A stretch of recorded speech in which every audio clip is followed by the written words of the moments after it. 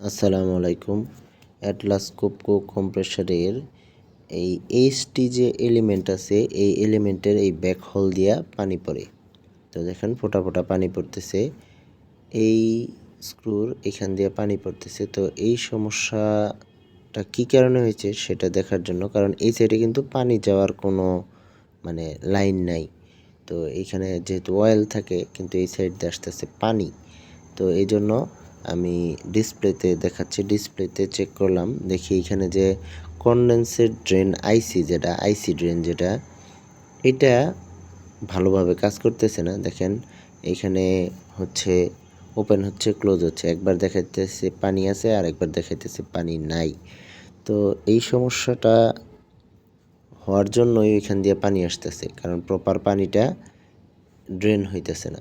Drain না হওয়ার কারণেই এই পানিটা ওই ব্যাক হোল দিয়ে বের হইতেছে এইচপি এলিমেন্টের। তো এই সমস্যার সমাধান করার জন্য প্রথমে আমি যেটা করছি সেটা হচ্ছে এই ড্রেন কিট যেটা আছে, ড্রেন কিটটা পরিষ্কার করছি। তো পরিষ্কার করার পরেও সমস্যার সমাধান হয় নাই। ওই কিছুক্ষণ থাকার পরে ওইখান দিয়ে পানি বের হয়। কোন ড্রেন কিটটা পরিষ্কার করছি সেটা আমি দেখিয়ে দিচ্ছি। তো এই আইসি ড্রেন যেটা আছে এটার ফিল্টার চেঞ্জ করে দেখছি, তো কাজ হয় নাই।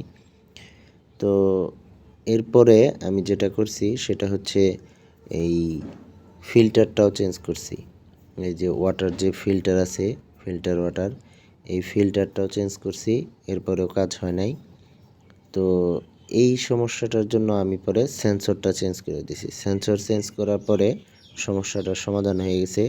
কারণ এটা পরে যেটা বুঝতে পারলাম যে এই সেন্সরে পানি ভালোভাবে পায় না, বা অল্প পানি পাইলেও এটা ওপেন হয় না। একটা নির্দিষ্ট টাইম পাওয়ার পরে এটা কিন্তু সলিনয়েড বাল্বটা ওপেন হবে, এই নির্দিষ্ট টাইমটার আগেই আবার বন্ধ হয়ে যাইতেছে। এই জন্যই এখান দিয়ে পানি আসতেছে, ওই পানিটা ড্রেন হয় না, এটাই ব্যাক হোল দিয়ে বেরোয় আসে।